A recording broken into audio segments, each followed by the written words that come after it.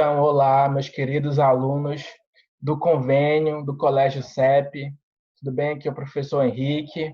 Eu estou aqui para gravar, pessoal, os principais pontos da aula de hoje que nós vimos hoje de manhã, tá bom? Eu estou gravando aqui essas aulas principalmente para ajudar vocês que tentaram assistir a aula virtualmente, mas foram impedidos por questões técnicas. Desde já, eu peço desculpa, peço mil perdões. Na próxima aula, eu vou tentar acionar o plano B, tá bom? Para funcionar tudo direitinho e para não deixar ninguém de fora da explicação, tá bom? Então, eu vou aqui começar compartilhando já os slides para que vocês possam acompanhar da aula que nós vimos hoje. Até para quem estava presencialmente hoje, eu não pude compartilhar os slides porque não pude apresentar os slides porque eu não consegui levar o meu notebook, então tive que escrever no quadro. Mas tudo que tinha ali no quadro, pessoal, está aqui nesses slides que eu já disponibilizei para vocês, tá bom? Então, estamos aqui no capítulo 7 do teu livro de filosofia, que fala para o novo ser, o novo pensamento, a chamada filosofia moderna. Vimos nas aulas anteriores a filosofia medieval, assim como vimos desde o começo a filosofia grega, né? Filosofia grega da antiguidade grega, filosofia medieval, e agora nós vamos começar a ver como é que se deu a filosofia na Idade Moderna, naquilo que ficou conhecido como Idade Moderna.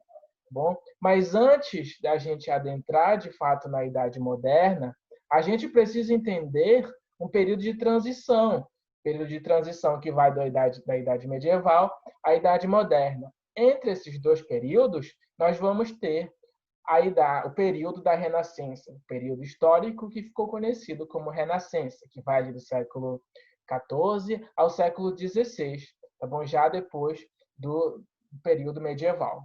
Ok? Nós vamos entender nós vamos ver esses tópicos nas próximas aulas, mas hoje nós vamos focar sobretudo nesse tópico 1 aqui, que fala do realismo político de Nicolau Maquiavel, um exímio filósofo da Renascença. Tá bom? Então a gente precisa entender aqui introdutoriamente, né, rapidamente, que filosofia da Renascença, ou filosofia renascentista, ou renascentismo, ou filosofia propriamente do Renascimento, né? Vai ocorrer aqui nesse período de transição, tá bom?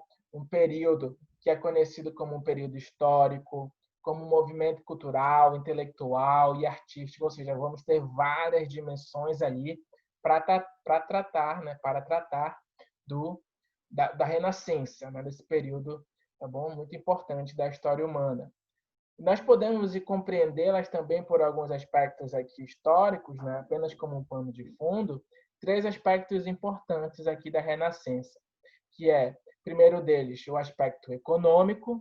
Nós vamos ter ali as conquistas marítimas, né? E o contato mercantil com a Ásia, que vai permitir, né, um aumento de riqueza ali na Europa, né? Consequentemente, com esse aumento de riqueza, você vai poder, né, patrocinar, sobretudo, as produções artísticas daquele momento. E se você já deve ter estudado no campo das artes, que a arte renascentista ela vai ser pautada por um resgate greco-romano, né? E vai tentar ali resgatar, fazer renascer, né, aquelas produções artísticas lá da Grécia Antiga, tá bom? E no âmbito filosófico, no âmbito da filosofia, nós vamos ter uma filosofia marcada pelo humanismo.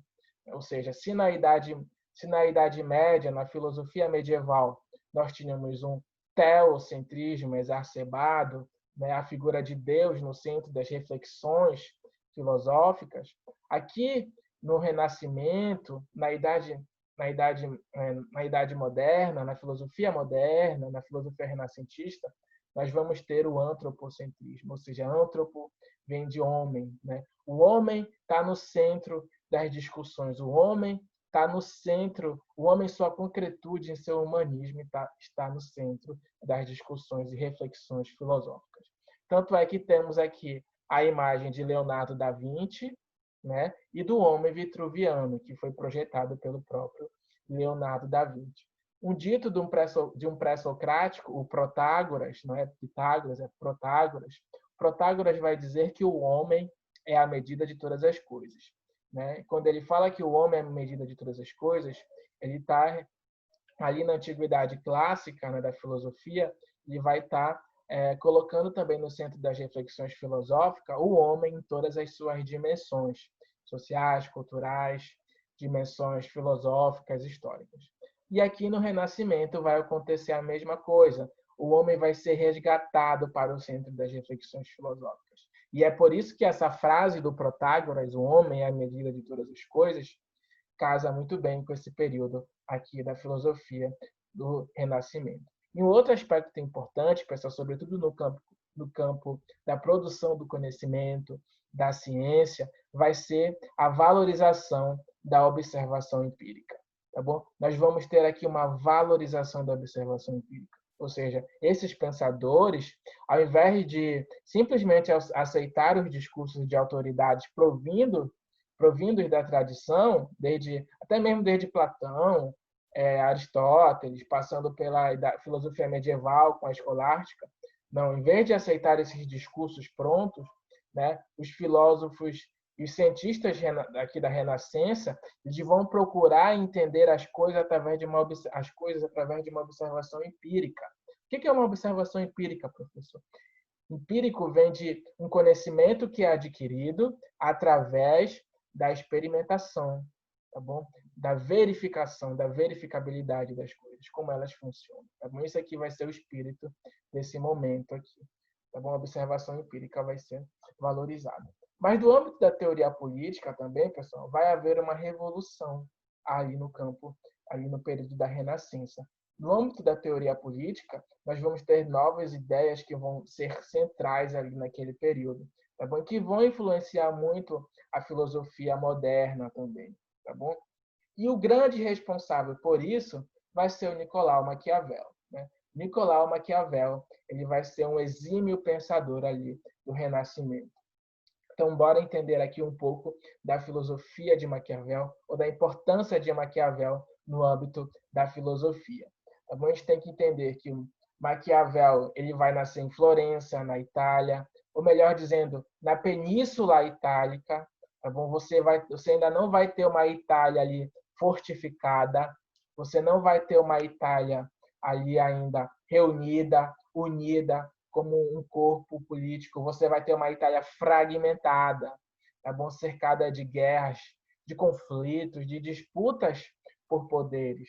Tá bom? Então, Maquiavel vai viver esse período ali do Renascimento, de intensos conflitos, de intensas batalhas, de uma Itália ainda fragmentada. Tá bom?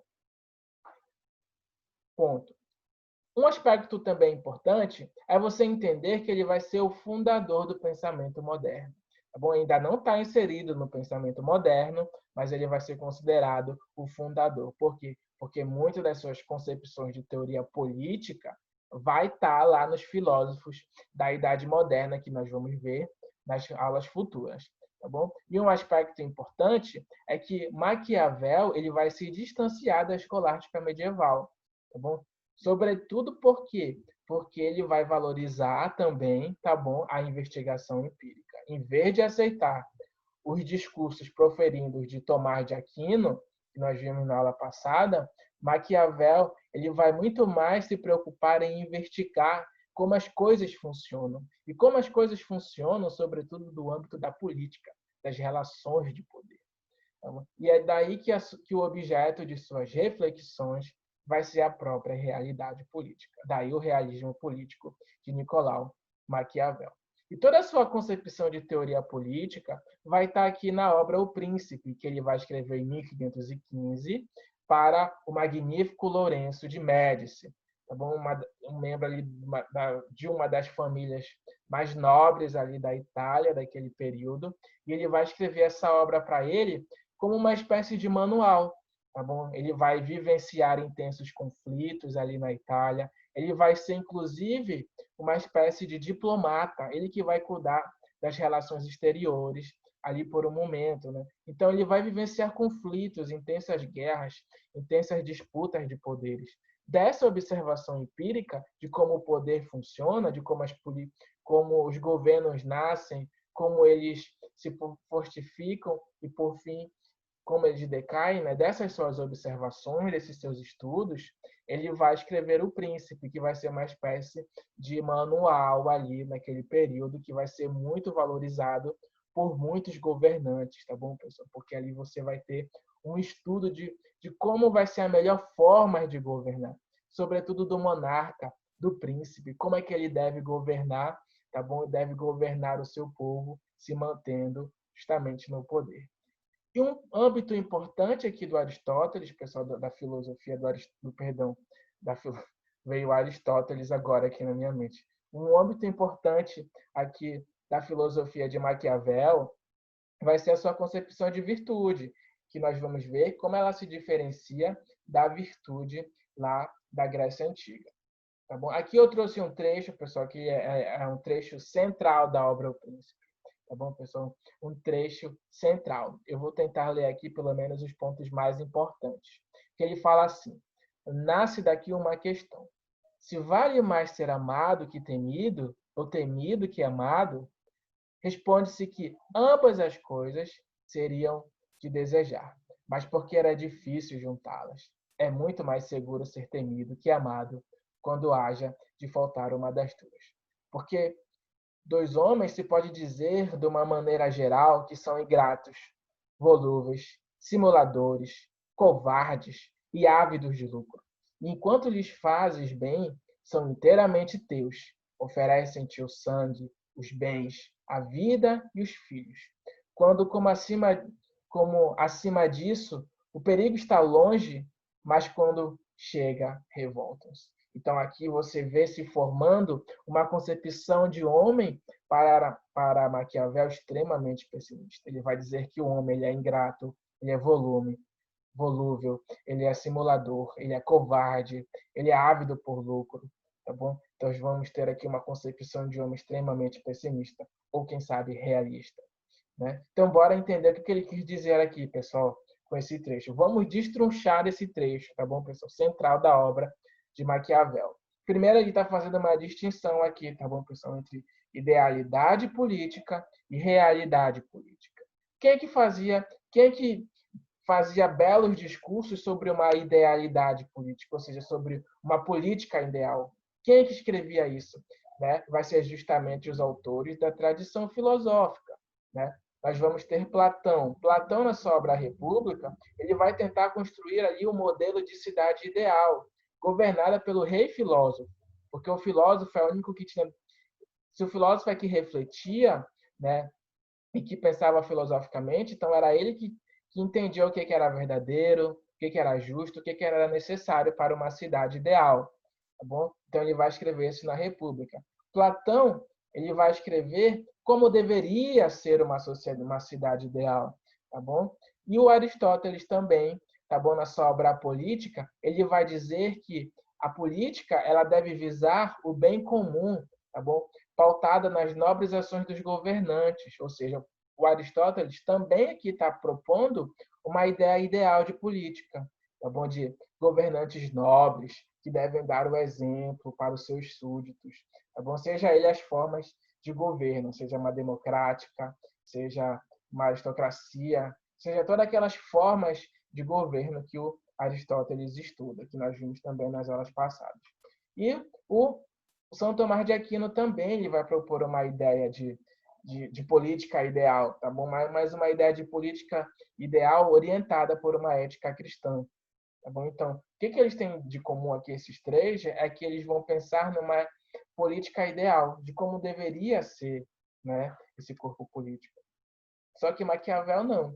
Maquiavel, na sua obra O Príncipe, ele vai estar muito mais interessado em entender o fenômeno do poder formalizado na instituição do Estado. Como assim, professor? Ele vai tentar entender, compreender como as organizações políticas se fundam, se desenvolvem e persistem e decaem. Ou seja, ele vai constatar como é que estava sendo utilizado o poder ali naquele período. Ele não está querendo construir como deveria ser uma política ideal. Ele apenas escreveu como são as coisas, como ela é de fato, como ele enxergava naquele período ali em que ele viveu. Um outro ponto importante também é a própria concepção de natureza humana. muito presente nos filósofos da Grécia Antiga. Na tradição filosófica, nós vamos ter aqui, por exemplo, também Platão, na obra República, né? E Platão vai dizer que o homem, por natureza, ele é detentor de uma alma virtuosa que conhece o que é bem, o que é justo, o que é necessário, tá bom?